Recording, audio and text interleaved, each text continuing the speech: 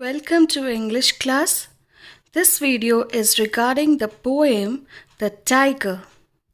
Hello children, I hope every one of you is safe and following the precautionary measures which are required for your safety in this pandemic. Today in this video, I'll be explaining you the poem The Tiger, which is written by William Blake. So total there are 6 stanzas in the poem and I'll be explaining the first and second stanza in this video.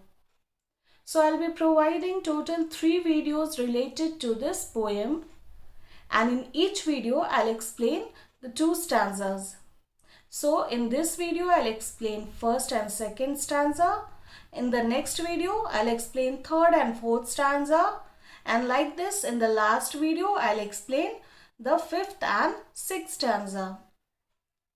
So before we proceed further, let's open page number 98 of English Astor book. Now, let us know something about the poet, that is William Blake. So William Blake, he was born in 1757 and died in 1827. And he was a romantic poet. The songs of innocence and of experience, the book of Tell and I, a Song of Liberty are some of his famous works. He published his songs of innocence in 1789 and followed it in 1794 with songs of experience. He was not just a poet but also a painter. So this was something which we came to know about the poet William Blake. Now let's proceed further with the explanation of the first and second stanza. The poem The Tiger by William Blake is written in the praise of the Creator. So who is the Creator that we are talking about here is the God. So we all know that God is the only Creator who has created everything which is present in this world. Even if we talk about the animals, the plants, we the human beings or whatever related to the nature, everything is created by God. So this poem reflects the poet's amazement over the Creator, that is over God, because he is the same who has created the lamb, which is quite opposite in nature to the tiger. Because lamb is a gentle, soft animal, timid animal, and the tiger is a very fearful animal. So both of the animals have got just contrary qualities. Now let us see the title of the poem, that is Tiger. Generally what we follow, the spelling of tiger is Tiger. But you can say that ma'am, but here the spelling is Tyger, which is wrong. So it's not wrong because probably in the time of the poet, the correct spelling of the tiger must have been Tyger. So he has followed the spelling according to his time. So, but presently what we follow, the spelling is Tiger. Now let's move ahead with the explanation of the first and second stanza. The tiger. Tiger, tiger, burning bright in the forest of the night, what immortal hand or eye could frame thy fearful symmetry? In what distant deeps or skies burnt the fire of thine eyes? On what wings dare he aspire? What the hand dare seize the fire? So these are the first 2 stanzas of the poem The Tiger. So let's see the meaning of the first stanza. In the first stanza, the poet says that the tiger is burning bright in the forest of the night. The line means that the tiger which is in the forest is burning like fire.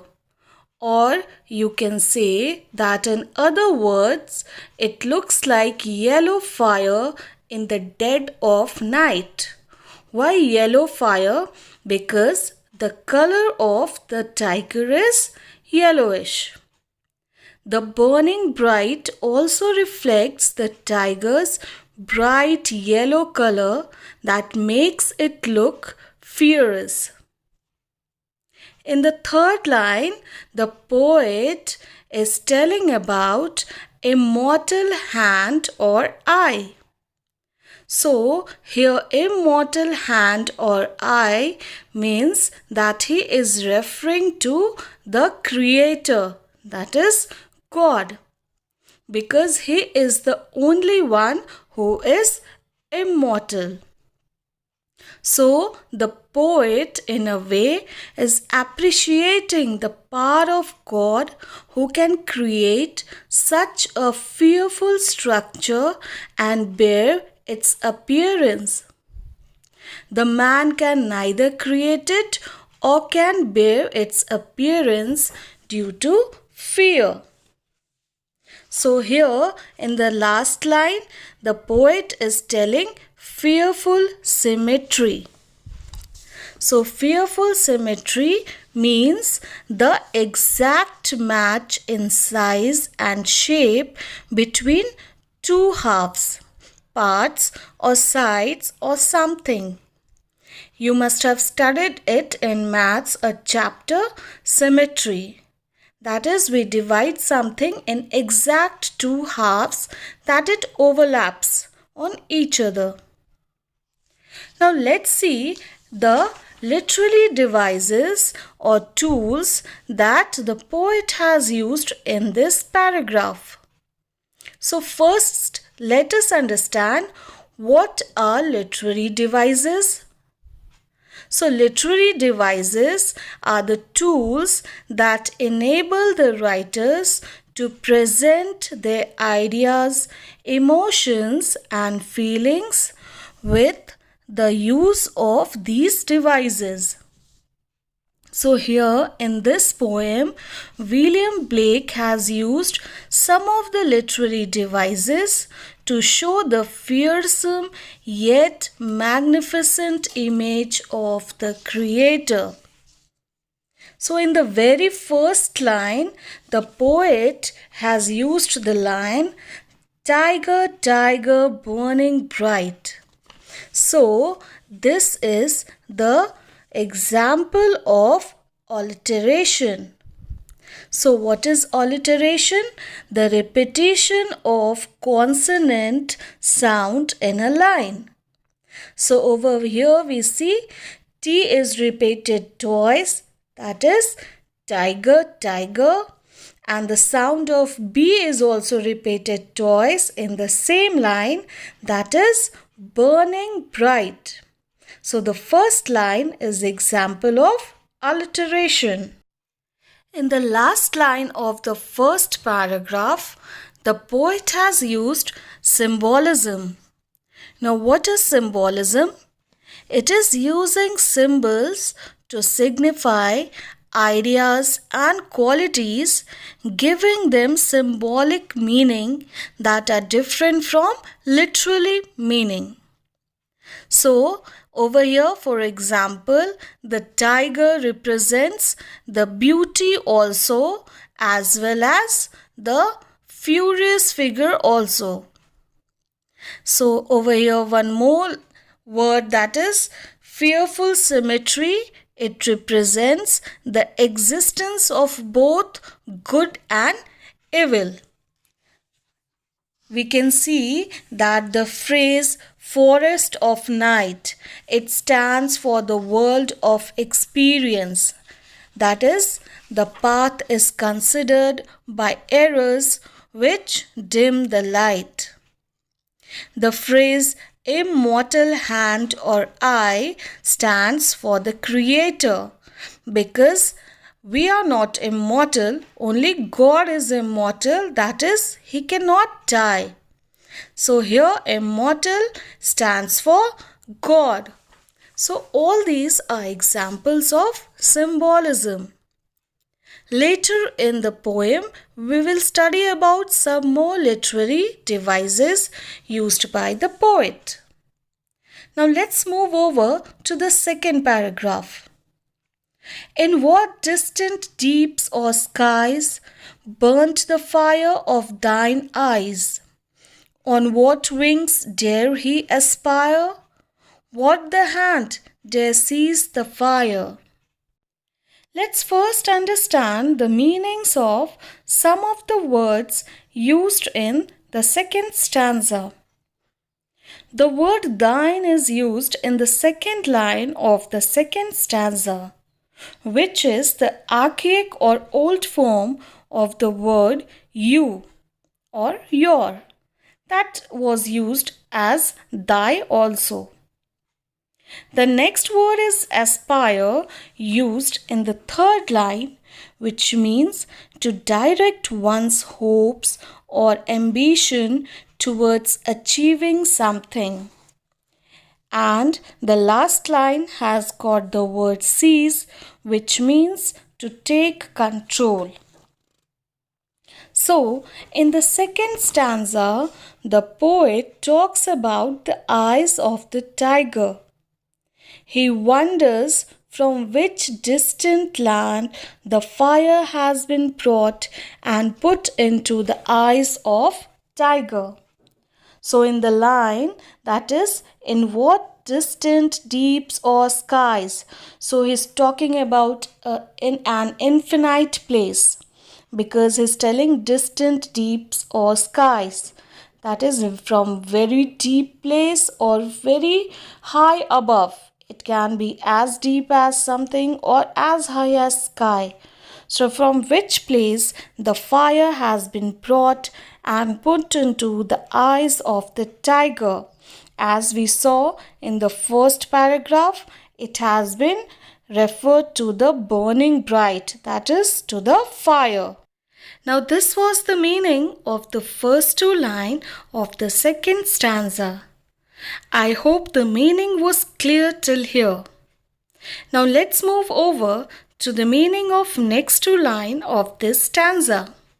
In the third line, the poet wonders which were those wings that took the tiger to those distant areas, because it's not possible for a tiger to go very deep or to fly very high. Because we just now studied that the poet is telling that he got those fire in the eyes either from very deep or from very high as sky. So the poet tells that from where has he got those wings that took him to those distant areas from where he got that fire in his eyes. The last line, what the hand dare seize the fire. So over here, he is also telling or asking that which are the hands that dared to catch that divine fire, because he also tells that someone brought that fire from the distant land and brought it and put it inside his eyes. So he tells, because we can normally, no human being can hold the fire in hand. So he questions that which were the hands that dared to catch that divine fire and put into the eyes of the tiger. So that's why he has used the word seize in the line, dare seize the fire. So human being cannot dare to control the fire. As I said, seize means to control. So we cannot control the fire. So he asks, who is the one who dared to control the fire and hold in the hand to put in the eyes of tiger? So he appreciates the fire in third and fourth line. He appreciates the wings and the hands of the creator also. So this was the explanation of the first and second stanza. In the next video, I'll explaining the third and fourth stanza. So let's meet in our next video. Thank you so much for watching this video and keep revising your lessons.